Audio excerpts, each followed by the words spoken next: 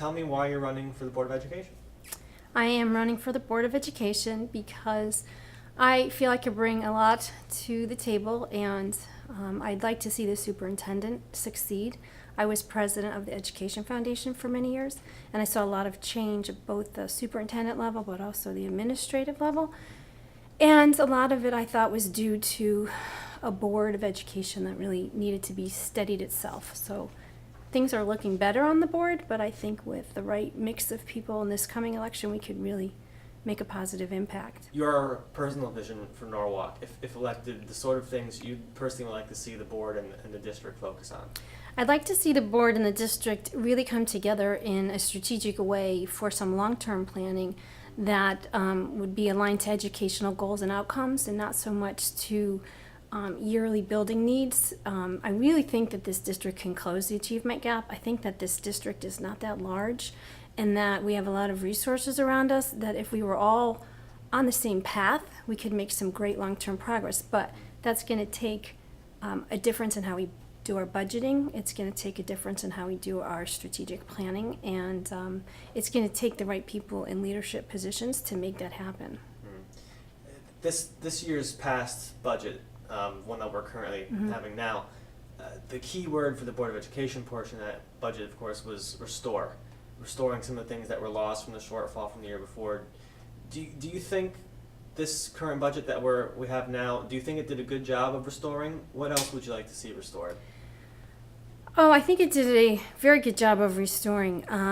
What I think you have to look at is what do you need to have in place to reach the educational goals that we want to achieve, and what's that going to take? I recently heard Dr. Rivera talk about, reconfiguring the libraries. It may not look the same way that we currently have a library, but the libraries took a big hit, and that caused a lot of discontent. So I like the idea of when you have to make cuts, and you're going to have to make cuts, how could you reconfigure and realign things using the resources you have or bringing in outside resources to keep similar services going? So what would I restore? I would bring in a lot more of, I really believe that we have a great community here. I would bring in a lot more community support into the schools, and maybe not during the school day, but in the after-school environment. We have a lot of nonprofits that are starting to align under Norwalk Acts, and that's a great untapped potential. It's been slightly tapped, but there's a lot more to do there.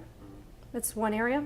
When we've been having all these interviews, people coming in, we've had a lot of common council folks as well, and a lot of them have said that their top priority would be making sure the Board of Education is fully funded, like it was this past year, which it hadn't been in years. Right.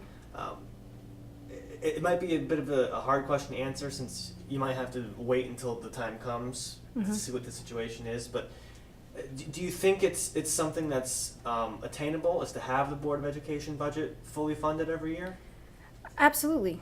It's a matter of what is that funding level that needs to be met to be fully funded. I think if we're realistic in what we can do with the monies that we have, what the taxpayer of Norwalk can give, and what resources are out there in the form of private grants and donations, I think we can fully fund our budget, yes. It's also going to take an effort on the people working in the system to realize that costs just can't escalate uncontrollably year in and year out like we've seen in the past, and it's not keeping up with what the economy can bear. So I think it's a frank dialogue that everyone has to have about how do you fully fund this budget. We all have to come together with our best ideas. Do you have any children in the school system I do. now? Okay. I have a sophomore at Norwalk High School. Okay. And I have a recently graduated Norwalk High School Okay. student.